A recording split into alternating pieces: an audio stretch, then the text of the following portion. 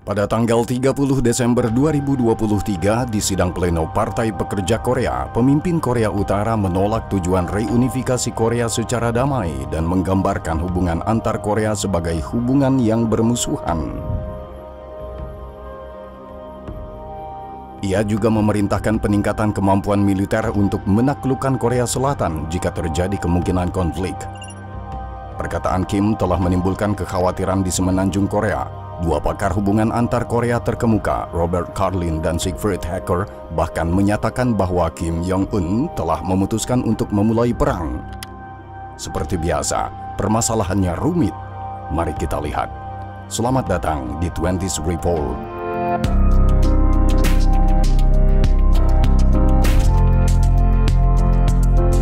Jangan sungkan menekan tombol suka jika Anda menikmati video ini untuk membantu algoritma.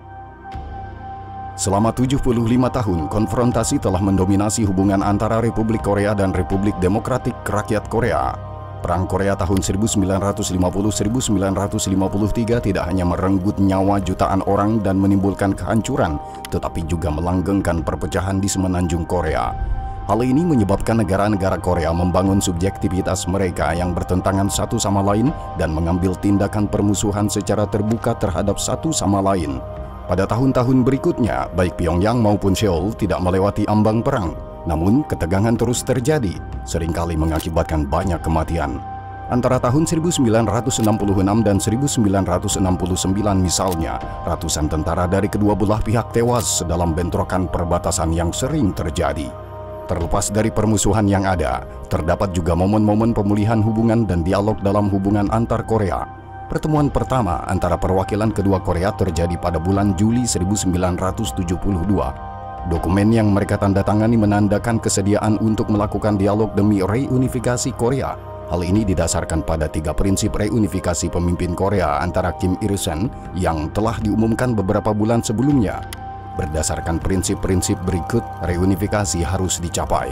Pertama, independen dari pengaruh luar. Kedua, atas dasar persatuan bangsa meskipun terdapat perbedaan ideologi dan sistematis. Dan ketiga, dengan cara damai melalui dialog antar Korea.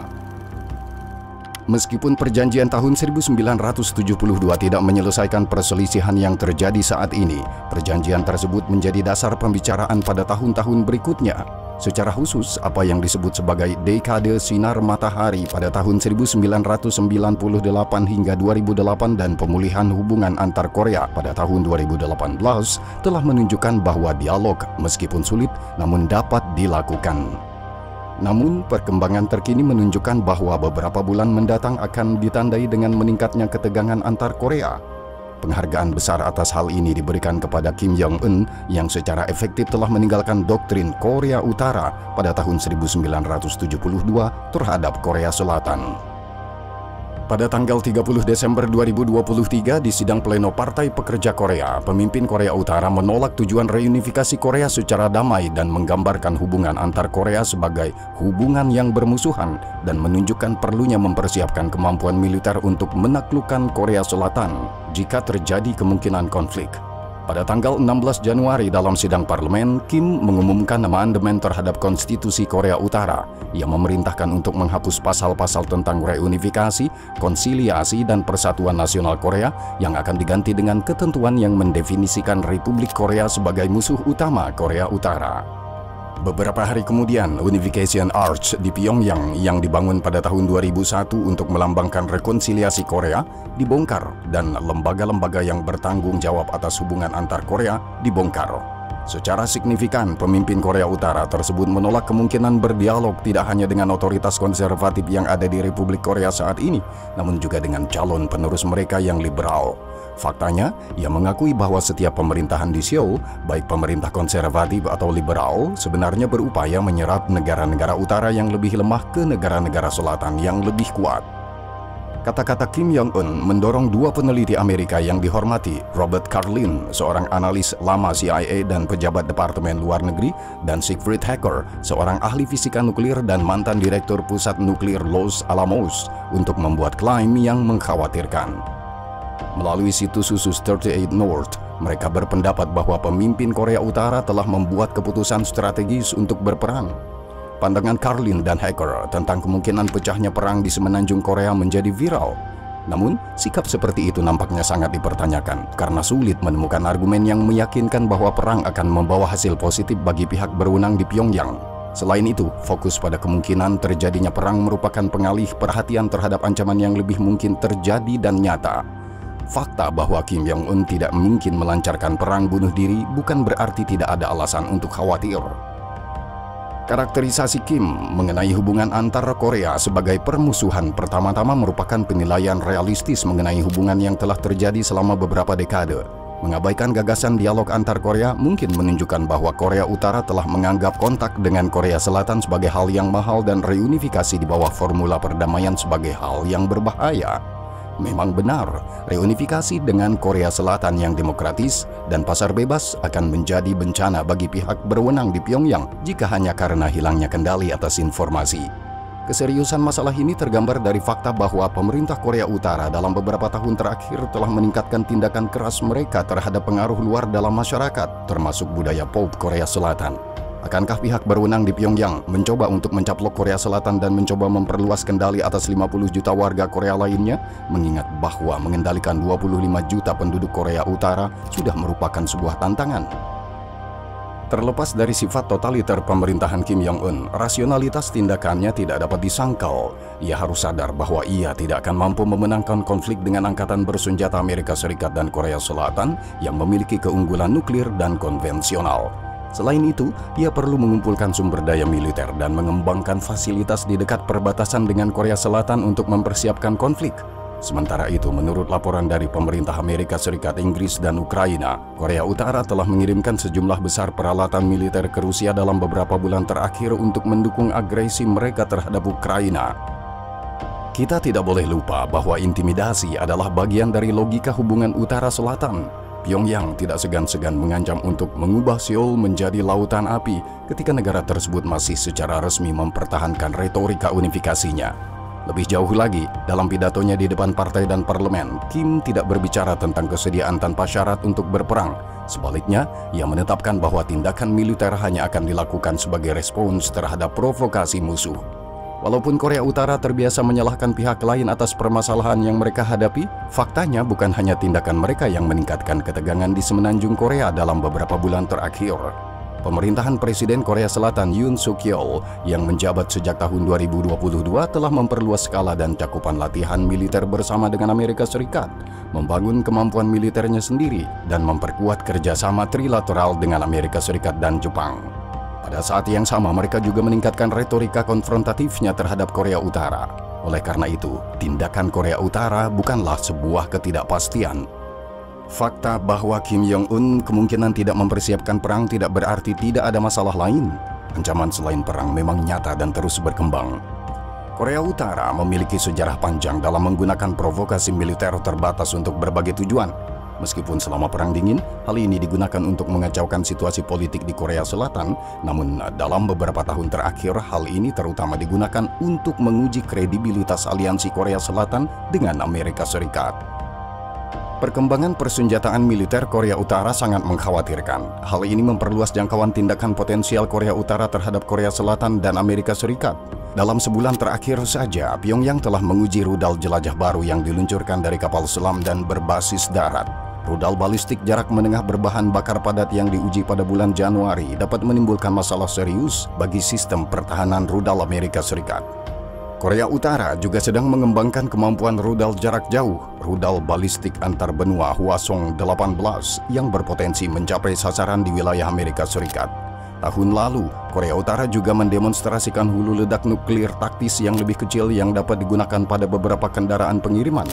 Korea Utara juga sedang menguji drone bawah air yang berpotensi membawa muatan nuklir. Drone Korea Utara telah terbang ke wilayah Seoul pada akhir tahun 2022 yang mengejutkan militer Korea Selatan.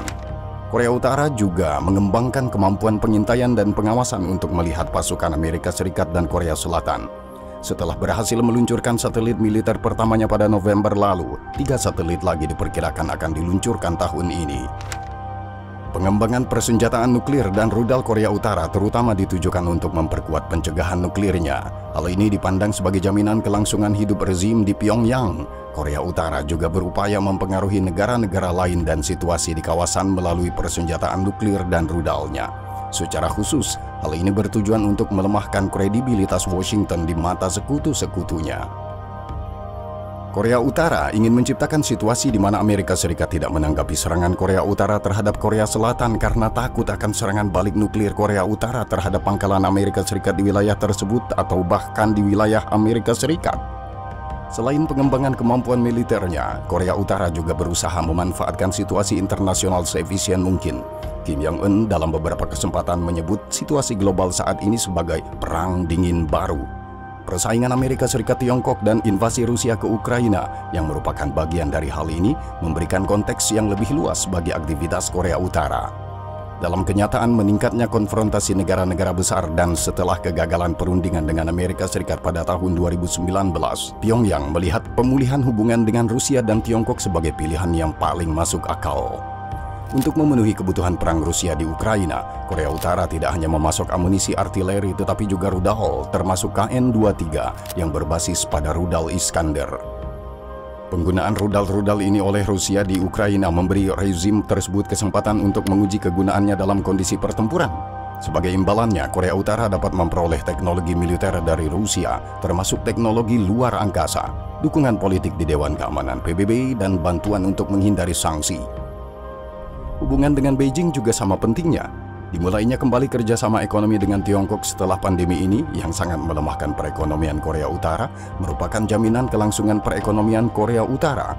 Tiongkok, seperti Rusia, memilih untuk tidak menerapkan sanksi lebih lanjut terhadap Korea Utara di PBB dan membiarkan pembatasan yang ada dapat dielakkan. Dukungan dari dua anggota tetap Dewan Keamanan memberikan kebebasan relatif bagi Korea Utara untuk mengembangkan kemampuan militernya dan meningkatkan ketegangan di kawasan. Besarnya manfaat dari menjaga hubungan dekat dengan Rusia dan Tiongkok membuat rezim Kim menampilkan dirinya sebagai mitra yang berguna dan berharga bagi negara-negara tersebut. Dari sudut pandang agresi Rusia terhadap Ukraina, pasokan amunisi dan persenjataan Korea Utara tidak hanya bermanfaat, namun juga fokus perhatian Amerika Serikat terhadap Korea Utara. Rusia ingin Amerika Serikat lebih peduli dengan situasi di semenanjung Korea dibandingkan di Eropa Timur. Selain itu, dengan mengembangkan hubungan dengan Korea Utara, Rusia juga memberikan tekanan pada Korea Selatan untuk tidak mendukung Ukraina dengan amunisi. Sebaliknya, bagi Tiongkok, manfaat dari aktivitas Korea Utara adalah dapat mempersulit asumsi Amerika Serikat mengenai pertahanannya di Asia Timur. Faktanya, para perencana Amerika Serikat harus mempertimbangkan kemungkinan aksi militer simultan di dua perang yang terpisah, seperti Selat Taiwan dan Korea, termasuk penggunaan senjata nuklir secara terbatas. Tindakan tersebut akan menimbulkan tantangan operasional bagi Amerika Serikat dan sekutunya di kawasan, meskipun tidak dikoordinasikan oleh Beijing dan Pyongyang.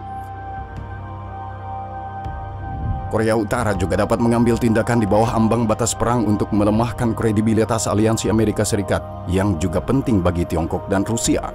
Serangan konvensional atau rudal terbatas di perbatasan antar Korea dapat digunakan untuk menguji respons Amerika Serikat dan Korea Selatan. Korea Utara dapat berasumsi bahwa Amerika Serikat akan menahan diri untuk tidak memberikan tanggapan tegas jika terjadi eskalasi, karena takut tidak hanya akan adanya tanggapan nuklir, tetapi juga potensi keterlibatan Tiongkok jika situasi tersebut meningkat menjadi perang skala penuh.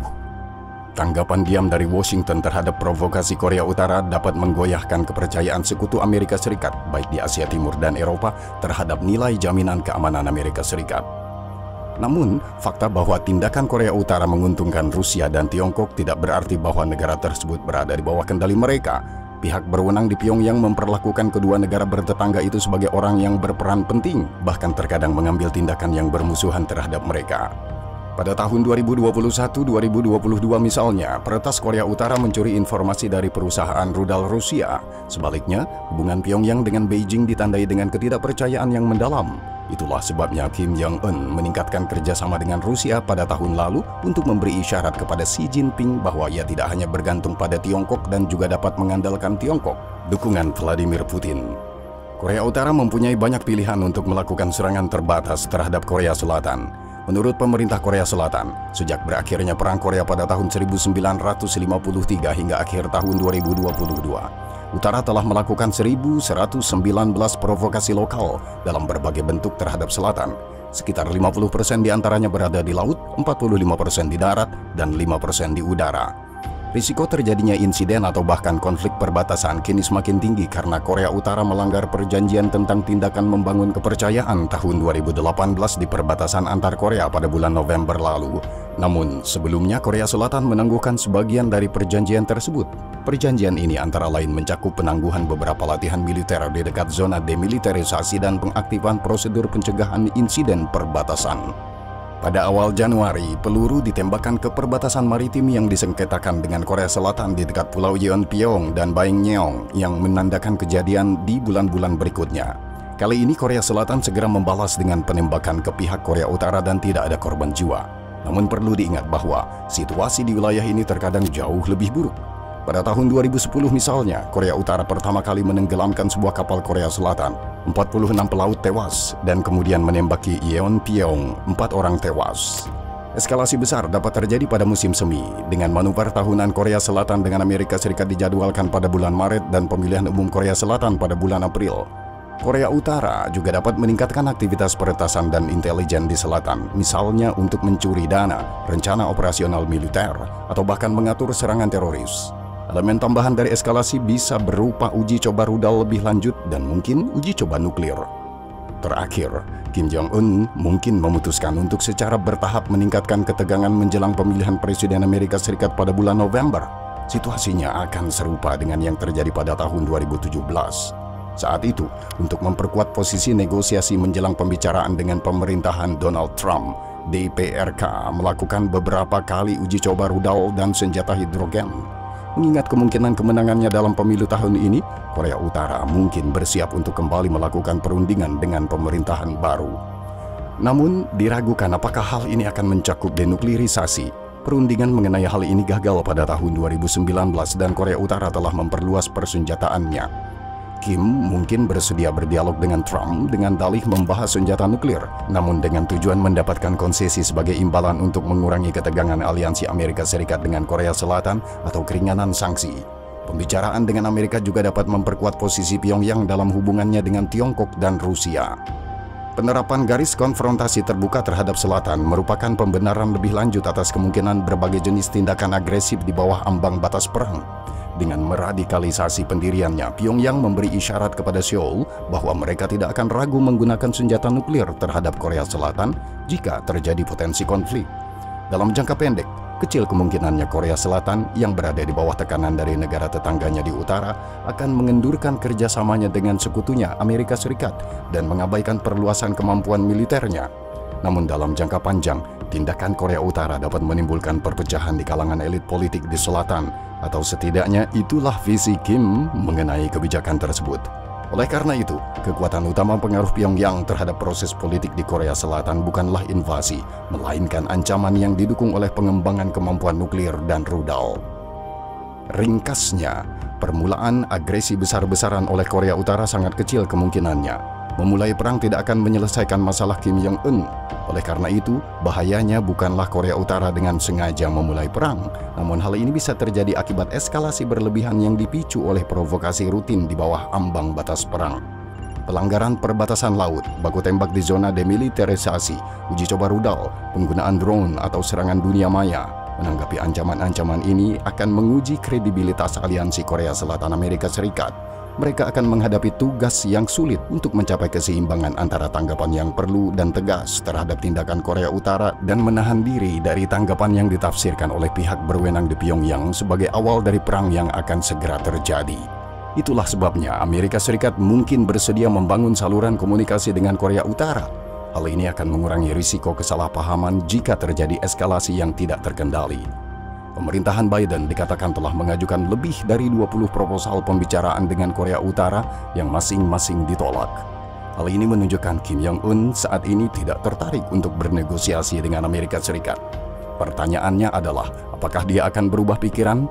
Dan jika ya, dengan syarat apa?